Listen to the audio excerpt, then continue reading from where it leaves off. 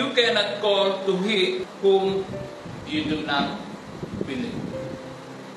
Kaya kung ikaw ay walang pananampalataya sa Panginoon, paano kang tatawag sa Kanya? Kadalasan ang mga tao, lalo na yung mga hindi mananampalataya, natututo lang lumapit sa Diyos pag may disaster. Pag nasa bingit ng kamatayan, pag nasa panahon na sobrang gipit, saka lamang lalapit sa Diyos. Kailangan pa bang umabot sa ganoon bago lumapit sa ating Panginoon? Every time na kayo ay makakarinig ng salita ng Diyos, mayroong nangangaral sa inyo, that is the biggest opportunity you can ever have para samantalahin yung pagkakataong makinig kayo sa salita ng Diyos. Sabi rito sa ating pinasa, balikan po natin Roma chapter 10, 15. And how will anyone go and tell them without being sent? That is why the scriptures say, how beautiful are the feet of messengers who bring good news. But not everyone welcomes the good news. For Isaiah the prophet said, Lord, who has believed our message? And so verse 17, so faith comes from hearing, that is hearing the good news about Christ. Kung meron man maganda o mabuting balita na po pwede tayong mapakinggan, walang iba kundi ang salita patungkol kay Kristo. Kaya nga si Pablo, bagamat dati ay isang manuusig, bagamat dati ay siya ang dahilan bakit marami sa mananampalataya sa kanyang kapanahunan ay nakulong at napatay dahil sa tamang pananampalataya. Pero nung tinawag siya ni Jesus para sa mga hintil, para mangaral sa mga hintil, hindi niya tinanggihan ito. At habang siya po ay nasa ganoong estado na meron siyang pagnanais na turuan makarating sa bansa ng Roma para maipangaral ang salita ng Diyos, meron siyang kasabikan, meron siyang paghahangad, meron siyang determinasyon, at hindi niya ikinahihiya ang salita ng Diyos. Bakit kamo? Sabi niya sa Romans 1 verse 16, for I am not ashamed of the gospel of Christ, because it is the power of God unto salvation to those that believe. First to the Jews and next to the Greek. Isang pabor ang pangangaral ni Pablo ng salita ng Diyos dahil alam niya na ito ang kapangyarihan ng Panginoon para sa ikaliligtas ng mga makikinig dito. Kaya nga, yung pakikinig sa salita ng Diyos, hindi po kayo nagsasayang ng oras. Kung kayo ngayon nakikinig yan sa live, kung kayo ay nakikinig ngayon dito, hindi po nasasayang ang inyong oras. Yung iba, maaring ang pananaw, naku, mas importante may kakainin kami ngayon. Alam niyo ba, nung panahon pa ng mga Israelita, nung sila ay galing sa Ehipto, yun na ang problema. Wala silang tiwala na kaya silang pakainin ng Diyos sa disyerto. Amen? Kaya sila nagre-reklamo. Ano yung sabi nila kay Moises? Pambihira naman, sarap ng kinakain namin sa Ehipto. May pipino, may pakwan, may melon, may mga sibuyas doon. Kompleto at libre. Tapos ngayon, inalis mo kami roon para magutom kami rito sa ilan at mamatay. Tingnan mo ang kanilang kaisipan. Ang kanilang pananaw ay nakatingin lang sa kanilang kayang tingnan sa pisikal na kaanyuan. Ang nakikita nila yung pisikal na larawan ng pagkain doon sa Ehipto. Hindi nila nakikita, hindi nila kayang paniwalaan ang Diyos na kaya silang pakainin. Kaya nung panay ang reklamo nila, anong sabi ng Diyos? Sabi kay Moses, sabihin mo sa bansang Israel na magkakaroon sila ng pagkain. Sipin mo, nagpaulan ng pagkain galing pa sa langit. Paalam nila, no? Hindi nila kailangan pumunta sa talipapa. Yung pagkain ang pumunta sa kanila. Tayo, ako, may pamasahe ba ako para makapuntang palengke? Pero teka nga pala, may pamalengke ba ako? Mas malaki ang problema ng Israel, no? Kasi wala silang nakikita. Ano ang sabi ng Panginoon sa New Testament? Mapalad kayo kung hindi nyo nakikita, pero kayo ay sumasampalataya. Grabe, ano? Pero sa panahon ng bansang Israel, hanggang ngayon po, Kaya sabi ni Pablo, dalangin ko nga sa Diyos na ang bansang Israel ay maligtas. Pag binasa niyo po ang chapter 11 ng sulat ni Pablo sa mga taga-Roma, yun yung makikita na nireject ng Israel ang salita ng Diyos. Pero hindi po yan yung final na rejection nila. Temporary lang yan. Kaya ang ginawa ni Pablo, sabi niya sa chapter 11, verse 11, tingnan niyo po mabuti. Did God's people stumble and fall beyond recovery? Of course not. They were disobedient. So God made salvation available to the Gentiles. Nung tinanggihan ng bansang Israel ng mga Hudyo ang salita ng Diyos, nag-shift ang ating Panginoon. Ano ang ginawa? Because the Jews were disobedient, so God made salvation available to the Gentiles. Sino ba ang mga hintil? Lahat ng hindi Hudyo ay hintil. Okay. So sabi rito, so God made salvation available to the Gentiles, but He wanted His own people to become jealous and claim it for themselves. Tingnan niyo po ang Diyos. Pinapagselos ang mga Hudyo. Kaya inalok niya sa mga hintil ang kaligtasan. Para itong bansang Israel o ang mga Hudyo ay magkaroon ng jealousy sa mga hintil. Now, if the Gentiles were enriched because the gospel of Israel turned down God's offer of salvation, think how much greater a blessing the world will share when they finally accept it. Verse 13, I am saying all this especially for the Gentiles. God has appointed me as the apostle to the Gentiles. I stress this, for I want somehow to make the people of Israel jealous of what you Gentiles have, so I might save some of them. Verse 15, for since their rejection meant that God offered salvation to the rest of the world, their acceptance will be even more wonderful. It will be like for those who were dead. And since Abraham and the other patriarchs from Abraham, Isaac, Jacob, and the rest, si Joseph, kasama sa mga patriarcha na yan, sabi niya gano'n, their descendants will also be holy, just as the entire batch of dough is holy because the portion given as an offering is holy. For if the roots of the tree are holy, the branches will be too. So, nangyari na nung tinanggihan ng mga Hudyo ang salita ng Diyos, ang ginawa ng Diyos, inialok sa atin ang kaligtasan. Kaya tayo ngayon ay kabilang na rin sa mga tinatawag na chosen people of God. Amen? Palakpakan natin ang Panginoon na kabilang tayo. Kasi noon, yung binasa natin sa Deuteronomy chapter 7 verses 6 up to 8, ang sabi doon, ang chosen people ng Israel ay ng Diyos ay ang bansang Israel.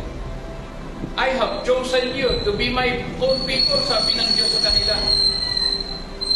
Pero pagdating sa New Testament, sa 1 Peter chapter 2, makikita natin 1 Peter chapter 2, verse 9, sabi rito ni Peter, but you are not like that, for you are a chosen people, you are a royal priest, a holy nation, God's very own possession. As a result, you can show others the goodness of God, for He called you out of the darkness into His wonderful light. Once you had no identity as people, tayo daw ng mga hintil, ay hindi tayo kinikilala bilang mga tao. Now you are God's people. Once you received no mercy, now you have received God's mercy. Kaya ngayon tayo ng mga anak ng Diyos, ng mga hintil, ay tumatanggap na rin ng biyaya galing sa ating Panginoon dahil tayo ay itinuring niyang kanyang pinili. Amen? Now, paano nangyari yun? Sabi nga dito sa ating binasa sa ating teksto sa Romans chapter 10, verse 17, faith comes from hearing, that is hearing the good news about Christ. Dahil nakinig tayo sa salita ng Diyos, tayo ay kasama, ipinilang ng Diyos para maging kanyang sariling bayan. So, good morning kay Emerson. Salamat sa pakikinig. Kaya ikaw, dahil nakikinig ka, ikaw ay anak na rin ng Diyos dahil sa pananampalataya na mayroon ka. Yan. So, purihin ang Panginoon.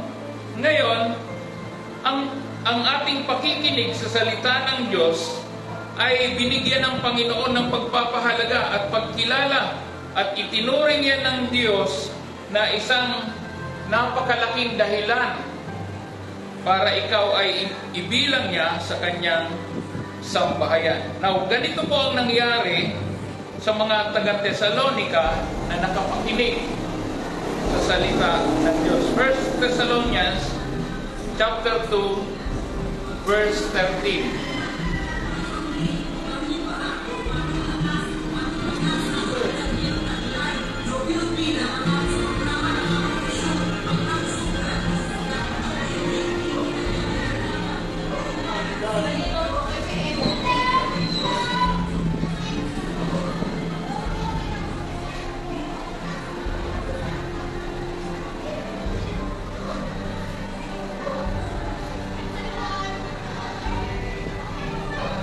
Okay, so sabi po rito, 1 Thessalonians 2 verse 13, therefore, we never stop thanking God that when you received His message from us, you didn't think of our words as mere human ideas. You accepted what we said as the very Word of God. Kaya napakahalaga po na ating tinatanggap as ang mismong salita ng Diyos every time we listen to the preaching of the Word of God. Sabi niya ganon, what we said as the very Word of God, which of course it is, and this Word continues to work in you who believe. Kaya ang salita ng Diyos ay patuloy po na gumagawa sa inyong buhay, sa inyo na mga sumasampalataya sa Diyos.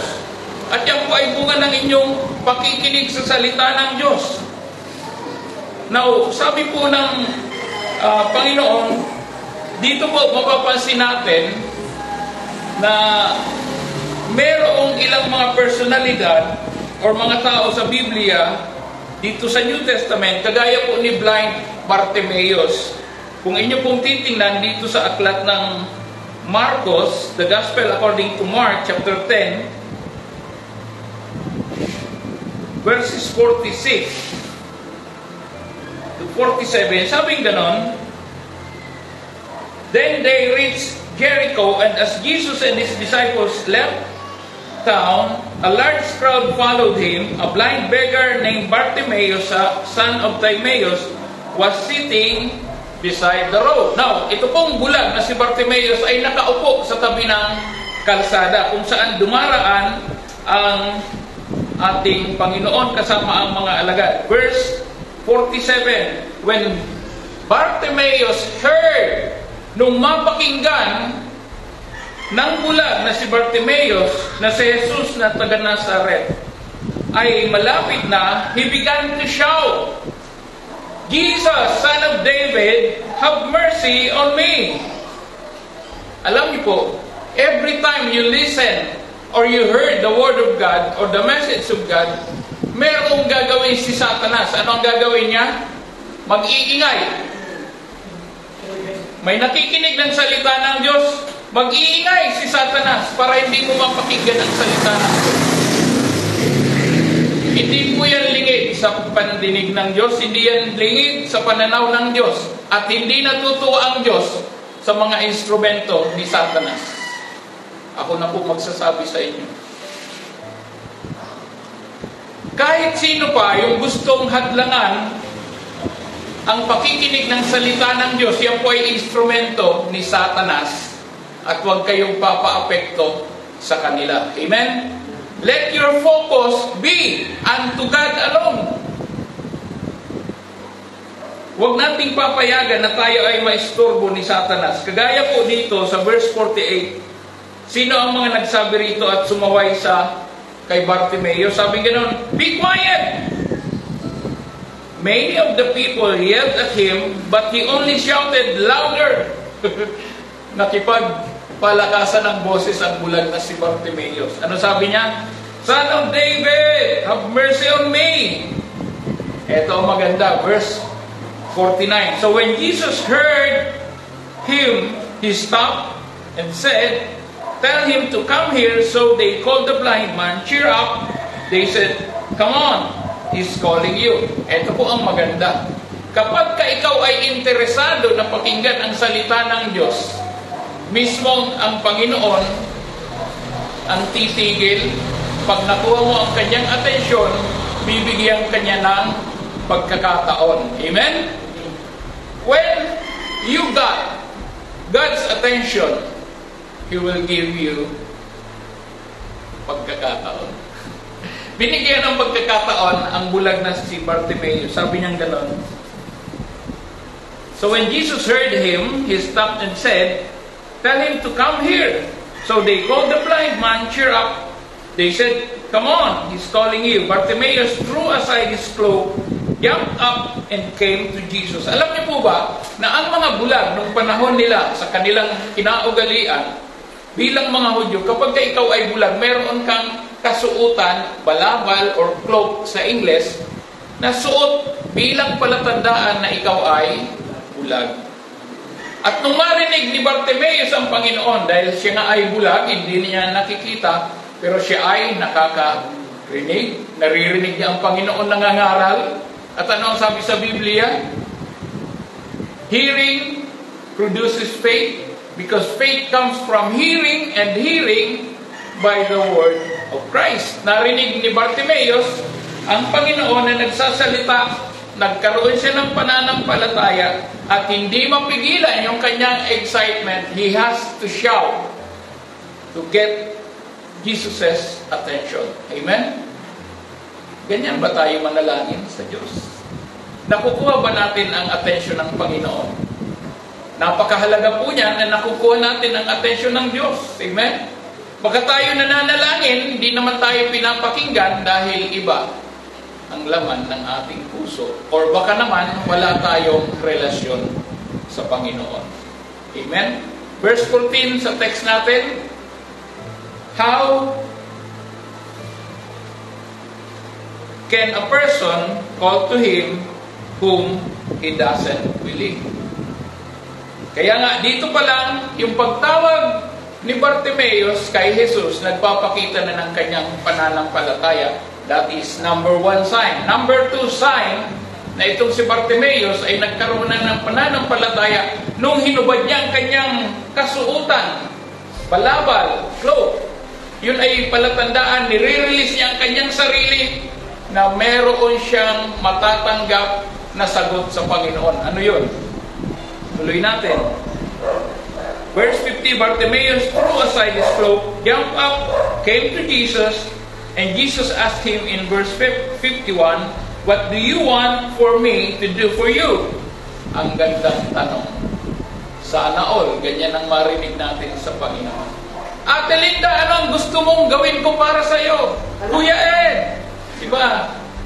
Ate Sonia, anong gustong gawin ng Diyos sa iyo? At sa lahat sa atin, si Nanay, ano ang gustong gawin sa iyo ng Diyos? Sa lahat sa atin, ay ako ang tatanungin ng Diyos, mamaya mag-usap kami. Okay, so what do you want me to do for you? Jesus asked. Sabi ni Bartimaeus, ito po ang ikatlong sign na siya po ay sumasampalataya sa Diyos. Kinilala niya si Jesus bilang guro. Sabi niya, "Rabbi," the blind man said, "I want to see." Direkta. Amen? Whenever God asks you for anything, huwag na kayong paligoy-ligoy pa. Halimbawa, nagtatanong ang Panginoon, ano gusto mong gawin ko sa iyo? Alam mo, Panginoon, gutom po ako. Hindi ang pakikinggan ng Diyos. Ang tinatanong niya kung ano ang gusto mong gawin sa iyo ng Diyos. Huwag mong sagutin na gutom ka. Sabihin mo, gusto kong kumain. Amen? Dapat matuto tayo ng biblical na paraan ng pagsagot para tayo ay nagkakaroon ng kasagutan. Good morning, Brother Buddy. Yan, salamat sa iyong pakikinig. Sabi niya, Rabbi, the blind man said, I want to see. Alangan naman kasing bulag, sasabihin mo, gusto kong makalakad, Panginoon. Di ba? So, natural, kung ikaw ay bulag, ang gusto mo ay makakita. Hindi makarinig, hindi makalakad, kundi makakita, yun ang first and foremost na kailangan mo. Kung sabi rito, I want to see, and Jesus said to him, go! Kung ikaw yun, ano kaya reaction mo? Panginoon, gusto kong makakita, alis. What will be your reaction? Alam mo, pag lumapit ka sa Diyos, sabi sa Hebrews 11, verse 6, ang sino mang lumalapit sa Diyos, dapat sumasampalataya na mayroong Diyos. Amen? Kung sinabi ng Diyos, go, you go. Amen? That is in obedience to His command.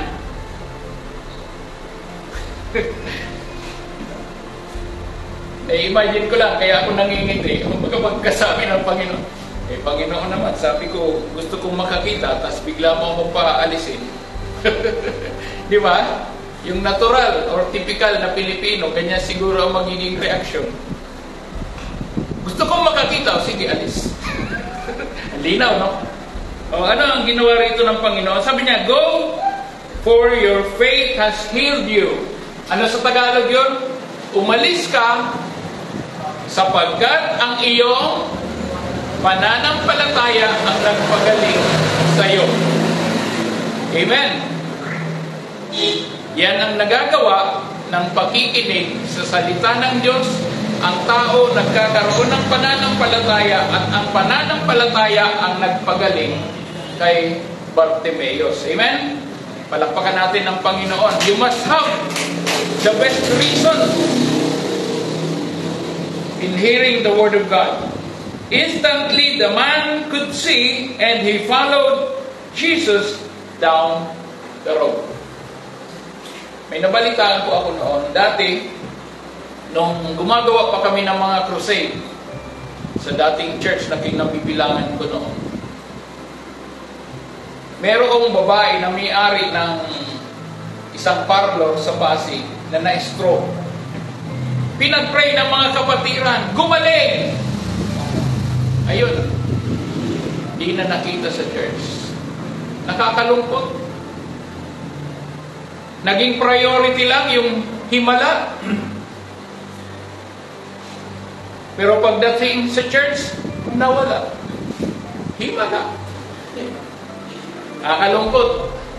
Baliktad yun sa nangyari kay Bartimeus nung siya po ay nakakita sa ibang translation, sa ibang account, sa ibang Bible translation, ang sabi doon, immediately he followed Jesus on the road.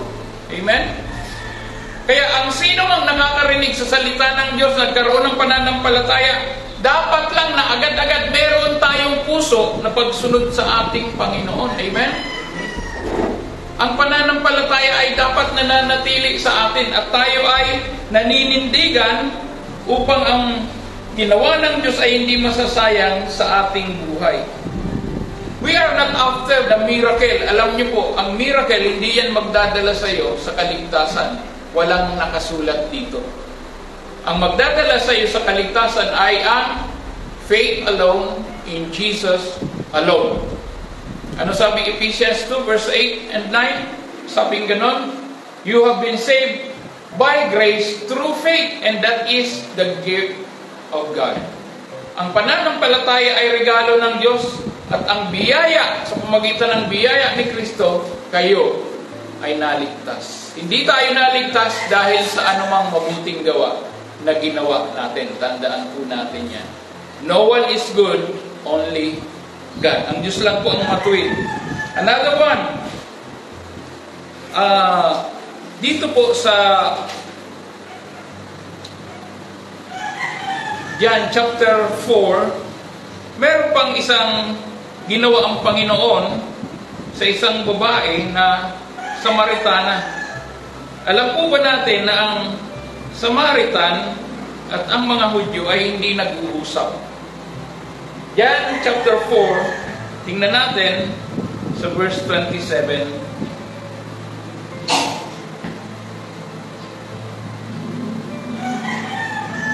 Yung encounter ng Samaritan woman, mababasa natin yan mula dito sa Kapitulo 4. At mahaba po ito, hindi ko nababasahin isa-isa. Pagdating po sa verse 39, sabing ganon, many Samaritans from the village believed in Jesus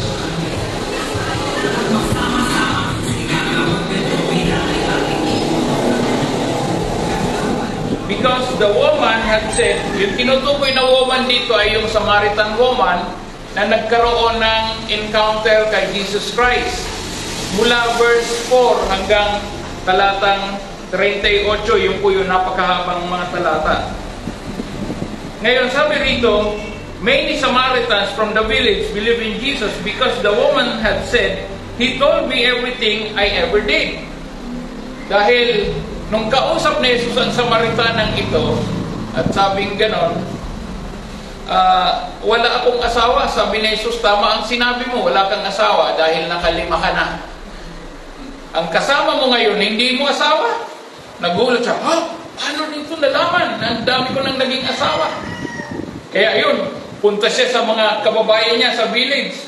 At itong mga kababayan niya, sa verse 39, sabing ganon, many Samaritans from the village believed in Jesus because the woman had said, He told me everything I ever did. Ano ang binabalita niya? The good news about Christ. Na itong nakausap niya si Jesus doon sa may Jacob's well, doon sa igiban niya ng tubig sa balon na galing kay Jacob, ay nagulat siya. Sabi niya, may pagkapropeta ang taong ito. At hindi nga kami dapat nag-uusap dahil ako ay Samaritana at siya ay Hudyo. Wala kaming dealings with the Jews, sabi niya gano'n. Pero pinakinggan niya ako at ibinisto pa niya ako. Dami ko raw naging asawa. So naniwala yung mga kasama niyang Samaritano. At sabing gano'n, verse 40, when they came out to see him, ito po, yung mga sumampalataya dahil sa salita ni Kristo, naglabasan at nagpuntahan kay Jesus. At ano ang nangyari? Sabing gano'n, when they came out to see him, they begged him to stay in their village. So he stayed for 2 days. Pinakiusapan nila sa Jesus, dito ka muna, 2 araw. At sa loob ng 2 araw na yon, verse 41, long enough for many more to hear His message and believe. Amen? Nakita natin, by hearing the message coming from the Lord Jesus Christ, many more believe from among the Samaritans. Verse 42, then they said to the woman, now we believe, not just because of what He told us, but because we have heard Him ourselves. Now we know that He is indeed the Savior of the world. Amen? So kung magtatanong kayo, ano ba ang napapala sa pakikinig ng salita ng Diyos, eto po, nagkakaroon ng pananampalataya. Amen? Kaya nga kayo ay nandito, kaya kayo ay nakikinig diyan, kaya tayong lahat ay sama-sama, bawat linggo, na nakikinig ng salita ng Diyos. It is because we have heard the message and the message that was spoken to us by the Lord Jesus Christ. Amen? Busy-busy ang Panginoon, sumasabay sa kabisihan si Satanas. Tandaan niyo po yun. Ayaw niyang may mapakinggan kayong maganda at mabuting balita. Hallelujah! Hallelujah! Kung alam niyo lang. Kung alam niyo lang. Kaya napakahalaga po ng pakikinig sa salita ng Diyos. Kanina na-imbitahan po ako, dapat I would be speaking for the group. Kaya lang, nung nakita ko 5 o'clock, pasensya na po, Brother Chris. bigla akong tinubuan ng hiya. Usap tayo mamaya pag uwi ko. Hallelujah. Pero ako pa ay nagpapasalamat dahil sabi ko nga, kahit saan ka pumunta, pagdala mo ang mabuting balita ng Diyos, merong dadalhin ng Diyos ng mga taong makikinig sa iyo. At ayokong masayang pa ito for the next time na may makarinig sa salita ng Diyos. Pagpalain po kayong lahat ng mga nagsusumikap na gawin ang kalooban ng Diyos sapagkat kasama niyo po ang Diyos. Bibihira na po ngayon ang pumapansin sa salita ng Diyos. Ako meron akong kulang-kulang 3,000 na subscribers. Ang nakikinig yan, 2, 3, 4 galing pa sa ibang channel. Kakalungkot, di po ba? Pero I continue to do what I'm doing. Bakit? Kasama ko ang Diyos at ang salita ng Diyos, it is the power of God unto salvation. And I am not ashamed of the gospel, just like Paul said. It is the power of God unto salvation. Marami pang kayang gawin ng ating Panginoon, lalo na ngayon tayo po ay nasa end times. We are living in the last days at nakikinita ko na ang mga susunod na event na magaganap.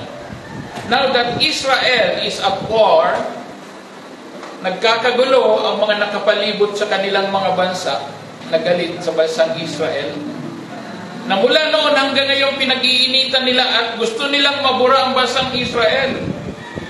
2013, sinabi ng bansang Iran, panahon ni Ayatollah Khomeini, we will wipe out Israel from the face of the earth. Sabi ni Benjamin Netanyahu, huwag niyong subukan, masisira lang ang buhay niyo. Familiar? Tatawa lang ako, narinig ko kasi yan sa iba eh. Huwag mong subukan, sabi ni dating presidente natin, masisira ang buhay mo. Ang bansang Israel po ay napakaliit from among all the nations on earth, but Israel is the biggest nation because God is with Israel. Amen? Palakpakan natin ang ating Panginoon. We belong to the modern day Israel, and God is with us, and God is upon us, and God loves us so much. Pag binasa nyo sa Aklat ng Hula, sa prophecies, Jeremiah or Ezekiel 38 and 39, nakalagay doon, magkakampi-kampihan, bubuo ng isang malaking coalition ng mga armies na aabot sa 200 million, lulusubin na lang bansang Israel, papayagan ng Diyos, marating nilang bansang Israel pagdating doon. Sila ang magpapatayan. Alam nyo ba yan, kung nakikinig kayo ngayon, huwag nyo nang ituloy, masisira ang buhay nyo. Hindi nyo alam eh, ang kakampi ng Diyos ay ang ating Panginoon. Ang kakampi ng bansang Israel, ang ating Diyos. I'm sorry. Hallelujah. Kaya lahat po ng nakikinig sa salita ng Diyos, tandaan niyo po, kayo ay pinagpala ng ating Panginoon. Amen? Ang sino mang pinagpala ng Diyos, ang sino mang magpala sa Diyos, pagpapalain ng Diyos. Anyone or any nation against Israel, you are cursing in Israel and you are bringing curse to your own. Sabi ng Genesis chapter 12, verse 3. Ang sino mang magpala sa bansang Israel ay pagpapalain ng Diyos. Subalit ang sino mang susumpain ng Israel, susumpain ng Diyos. Ano ang pag-asa nyo pag naging sumpa ang ibinigay nyo sa bansang Israel? Wala po, kawawa lang kayo. Kaya pray for the peace of Jerusalem. Awit 122. Nandun po yun nakasulat sa verse 6. Psalms 122 verse 6. Pray for the peace of Jerusalem, and he who loves Jerusalem will prosper. Pagpapalain kayo ng Diyos. Napakahalaga ng pakikinig ng salita ng ating Panginoon. Hallelujah.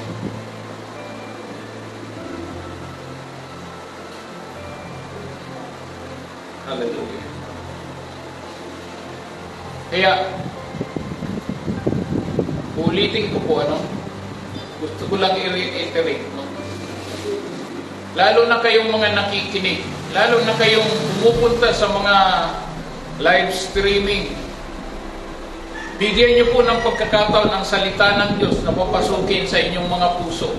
Huwag ninyong sayangin na kung sino man ang nagsasalita ng mensahe galing sa mismong salita ng Diyos, pakinggan niyo po. Dahil ang pagparito ng Panginoon, the rapture that is coming, will come like a thief in the night. It is my prayer that none of you will be left in eternity. It is my prayer that none of you will be absent in eternity. It is my prayer that all of you who are listening right now be there in eternity. Na tayong lahat ay magkikita-kita pagdating ng ating Panginoon. Tayo pong lahat ay tumungo.